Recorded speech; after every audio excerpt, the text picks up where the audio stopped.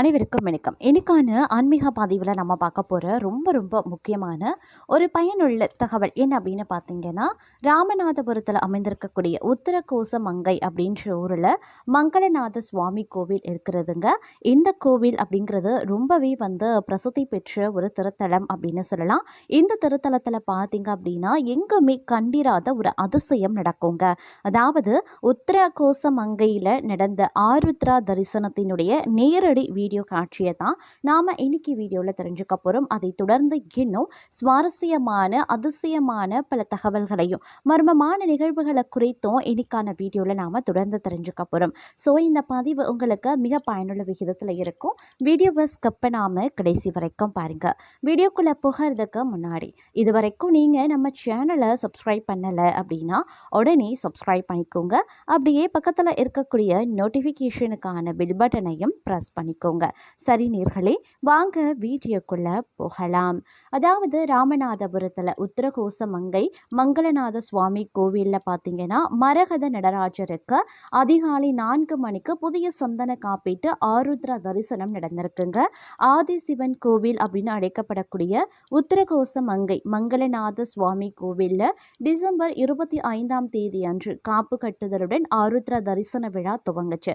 முக்கிய நிகழ்ச்சியான நேற்று காலை 8:30 மணிக்கு மரகத நடராஜருக்கு சந்தனப்படி கலைதல் நடந்திருக்கு. அதற்கு பிறகு மரகத நடராஜருக்கு பால், பன்னீர், சந்தனம், தைலக்காப்பு, தயிர் உள்ளிட்ட 32 வகையான அபிஷேகங்கள் நடைபெற்றிருக்கு. தொடர்ந்து விடிய விடிய நடராஜருக்கு அபிஷேகம் நடந்து கொண்டே இருந்திருக்குங்க. ஜனவரி 3 அதிகாலை 4 மணிக்கு மரகத நடராஜருக்கு புதிய சந்தன காப்பீட்டு ஆருத்ர தரிசனம் நடந்தது.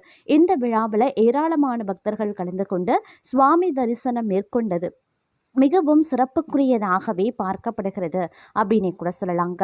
அது மட்டும் இல்லாமல் இந்த திருத்தலம் அப்படிங்கிறது ரொம்பவே பழமையான ஒரு திருத்தலம் அப்படின்னு சொல்லலாம். இந்த திருத்தலத்தினுடைய மூலவராக மங்களநாதர் இருக்காங்க. அம்மன் தாயாராக மங்களேஸ்வரியும், இந்த தலத்தினுடைய தல விருட்சமாக இலந்தை மரமும். இது பார்த்தீங்கன்னா உத்தரகோச மங்கை ராமநாதபுரம் மாவட்டம் தமிழ்நாட்டில் அமைஞ்சிருக்குங்க. இந்த திருத்தலத்தில் சித்திரை மாதம் திருக்கல்யாண விழா 12 நாட்களும், மார்கழி திருவாதிரை திருவிழா 10 நாட்களும் வெகு விமர்சையா நடைபெறும். அப்படி நடைபெற்ற இந்த திருத்தலத்தின் ஆருத்ரா தரிசனம் அப்படிங்கிறது ரொம்பவே விமர்சையாக நடைபெற்ற ஒரு திருவிழா அப்படின்னு சொல்லலாம். இதில் நேரடி காட்சியாக பார்த்தோம் அப்படின்னா ஆருத்ர தரிசனத்தின் போது நாம் எடுக்கப்பட்ட ஒரு வீடியோ காட்சியை தாங்க பார்க்க போகிறோம். இது எங்குமே கண்டிராத ஒரு அதிசயமான ஒரு வீடியோ தொகுப்பாகவே இருக்கும் அப்படின்னே சொல்லலாம். அதாவது இங்கே வீற்றிருக்கக்கூடிய நடராஜ பெருமாளுக்கு பார்த்தீங்க அப்படின்னா அபிஷேக ஆராதனை நடைபெற்று ஆருத்ர தரிசனம் பக்தர்களுக்காக தரிசனத்திற்கு திறக்கப்பட்டிருக்கிறதுங்க. இந்த தரிசனம் தற்போது தங்களுடைய பார்வைக்குங்க. நீங்கள் பார்த்துட்டு இருக்கக்கூடிய ஒரு அற்புதமான வீடியோ காட்சி என்ன அப்படின்னு பார்த்தீங்கன்னா ஆருத்ர தரிசனம், எங்குமே கண்டிராத ஒரு தரிசனம் அப்படின்னே சொல்லலாம். இந்த வீடியோ பார்க்க நம்ம கொடுத்து வச்சிருக்கிறோம். அந்த அளவுக்கு பார்த்தீங்க அப்படின்னா இந்த தரிசன பக்தர்கள் எதிர்நோக்கி காத்து கொண்டு இருக்கக்கூடிய ஒரு தரிசனம் அப்படின்னே கூட சொல்லலாம். ஏன்னா இந்த தரிசனத்தை கண்ட பக்தர்களுடைய வாழ்க்கையில் மிகப்பெரிய மாற்றம் எழுவதாக பக்தர்கள் பலரும் தங்களுடைய கருத்துக்களை பதிவிட்டுட்டு வந்துட்டு இருக்காங்க. அப்படின்றதுனால இந்த தரிசனம் வருடம் வருடம் நடக்கக்கூடிய இந்த மார்கழி மாதத்தில் இந்த தரிசனத்தை காண லட்ச பக்தர்கள் ஆலயத்தில் குவிவது அப்படிங்கிறத விளக்கமாகவே இருக்கிறது அப்படின்னு கூட சொல்லலாம். அது மட்டும் இல்லாமல் இந்த கோவிலினுடைய தல சிறப்பு அப்படிங்கிறதும் ரொம்பவே வியப்பில் ஆழ்த்தக்கூடிய வகையில் இருக்கும். ஏன்னா இறைவன் பார்த்தீங்க அப்படின்னா சுயம்புவாக ஒரு இலந்தை மரத்தடியில் தோன்றியிருக்காரு. அந்த மரம் இன்னும் இருக்குங்க. அதுதான் இது கூடுதல் சிறப்பு அப்படின்னே சொல்லலாம். வேறு எந்த தலத்திலையுமே காண முடியாத அற்புதமான மரகத நடராஜ சிலை இங்கு இருக்கிறது. இந்த தலத்தில் மாணிக்க வாசகர் லிங்க வடிவில் காட்சி தருகிறாரு. ஈஸ்வர தலங்களேயே இங்கு மட்டும்தாங்க இறைவனுக்கு தாழம்பூ சார்த்தலாம் ஸ்படிக லிங்கம் அமைந்திருக்கக்கூடியது கூடுதல் சிறப்பு அப்படின்னே சொல்லலாம். இந்த கோவில் பார்த்தீங்க அப்படின்னா காலை 6 மணி முதல் 11 மணி வரைக்கும், மாலை 4 மணி முதல் இரவு 8 மணி வரைக்கும் திறந்திருக்கும்.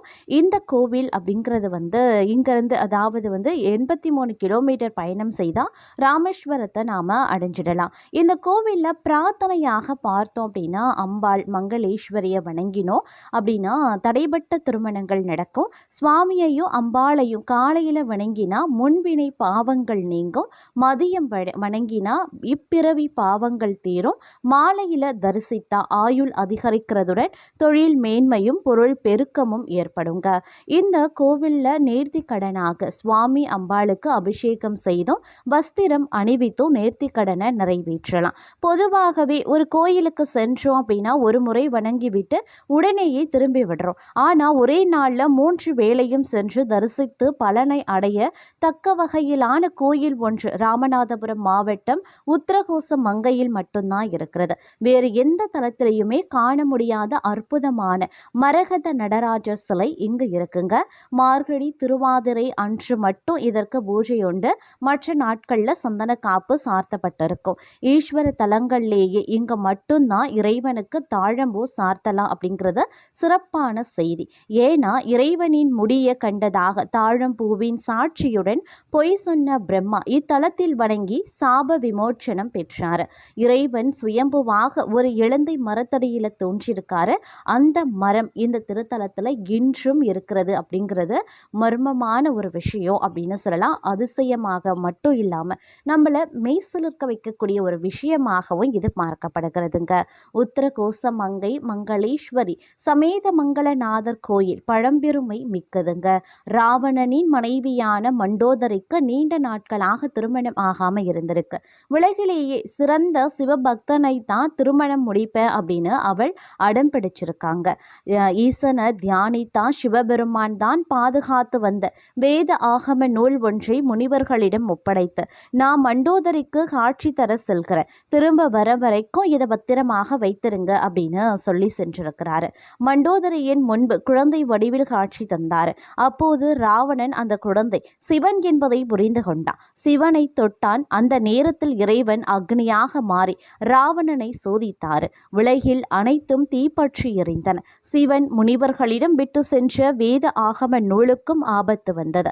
முனிவர்கள் அதை காப்பாற்ற வழியின்றி சிவன் வந்தால் என்ன பதில் சொல்வது என்ற பயத்தில் தீர்த்தத்தில் குதித்து இறந்து போனாங்க.